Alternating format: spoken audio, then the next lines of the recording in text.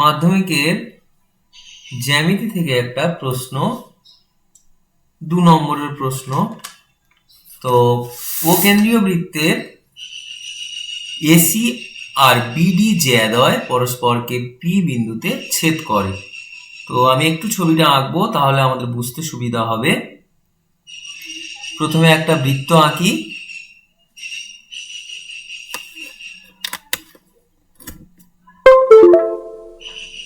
প্রথমে একটা বৃত্ত আঁকছি, যে বৃত্তের কেন্দ্র ও,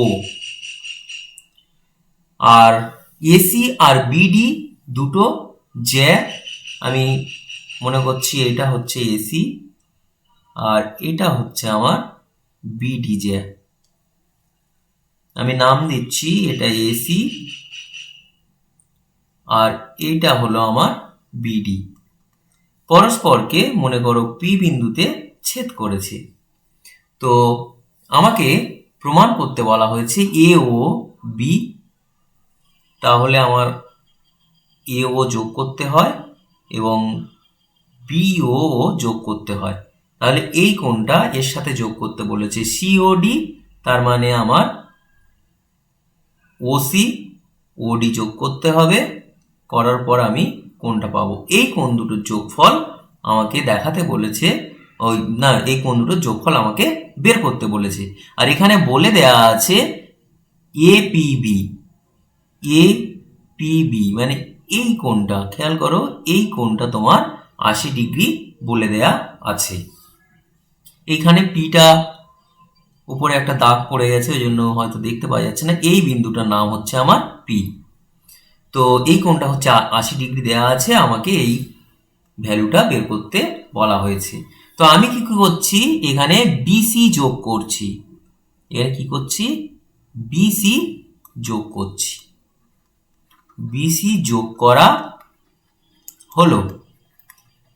তাহলে একটা জিনিস দেখতে পাচ্ছি, এখানে একটা ত্রিভুজ রয়েছে, সেটা হচ্ছে বিপিসি।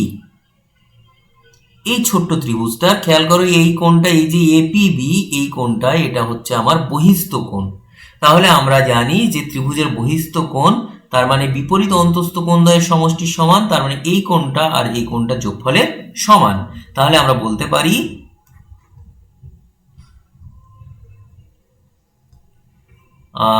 এপিবি এটা সমান হচ্ছে কোণ পিসিবি প্লাস কোণ পিবিসি। এই কোণ দুটো যোগফলের সমান। এবার খেয়াল করো, এইখানে আমার সিডি, এই যে বৃত্তচাপ রয়েছে, এই বৃত্তচাপের উপর আমার এইটা কিন্তু তোমার, এই কোণটা হচ্ছে বৃত্তস্থ কোণ আর এটা হচ্ছে কেন্দ্রস্থ কোণ। সুতরাং আমরা বলতে পারি যে সিওডি এটা সমান 2 ইন্টু সিবিডি। বৃত্তস্থ কোণ কেন্দ্রস্থ কোণের অর্ধেক বা কেন্দ্রস্থ কোণ বৃত্তস্থ কোণের দ্বিগুণ, এই সূত্রানুযায়ী। এগুলো পাশে একটু লিখতে হবে, আমি লিখছি না, নিজেরা একটু লিখে দেবে। তাহলে তোমার সিবিডি মানে হচ্ছে অ্যাকচুয়াল হচ্ছে সিবিপি। তাহলে এটা আমরা লিখতে পারি সিবিপি। বেশ, আরেকটা জিনিস খেয়াল করো, এই পাশে এই কোণটা হচ্ছে এ ও বি, এই কোণটা হচ্ছে আমার কেন্দ্রস্থ কোণ, যেখানে বৃত্তস্থ কোণ হচ্ছে এইটা। তাহলে ঠিক একইভাবে আমরা লিখতে পারি এ ও বি এটা সমান হচ্ছে 2 ইন্টু এসিবি। তো এসিবি এটা মানে হচ্ছে 2 ইন্টু পিসিবি, একই কোণ। তো খেয়াল করো, তোমার বের করতে বলা হয়েছিল যে কোণ এ ও বি আর কোণ সিওডি, এই দুটো যোগফল বের করতে বলা হয়েছিল। তো আমাদের তাহলে যোগফল কি আসবে, আমরা এই যে পেয়েছি এ ও বির জায়গায় 2 ইন্টু পিসিবি আর সিওডির জায়গায় আমরা পেয়েছি 2 ইন্টু সিবিপি। এই যে আমি এখান থেকে লিখছি, এটা 1 নম্বর মনে করছি, এটা মনে করছি 2 নম্বর, তাহলে 1 আর 2 থেকে এটা লিখলাম।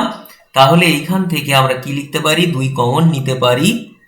তাহলে 2 কমন নিলে আমার থাকবে কি, পিসিবি প্লাস সিবিপি। তো পিসিবি আর সিবিপির যোগফল একটু দেখে নাও এখানে।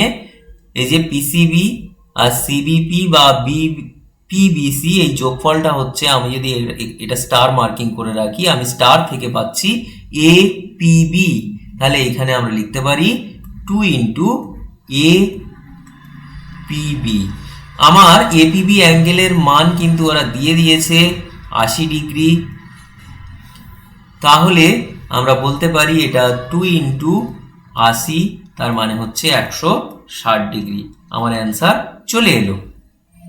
একটু ভালো করে এটা লক্ষ্য রাখবে, আমি কিছু কিছু জায়গায় লিখিনি, সেইগুলো লিখতে হবে তোমাকে, যে কেন্দ্রস্থ কোণ বৃত্তস্থ কোণের দ্বিগুণ, বা এই কোনো ত্রিভুজের বহিস্থ কোণ সেটা বিপরীত অন্তস্থ কোণ দ্বয়ের সমষ্টির সমান। আমি সেইগুলো ভেঙে আর লিখিনি, নিজেরা একটু লিখবে।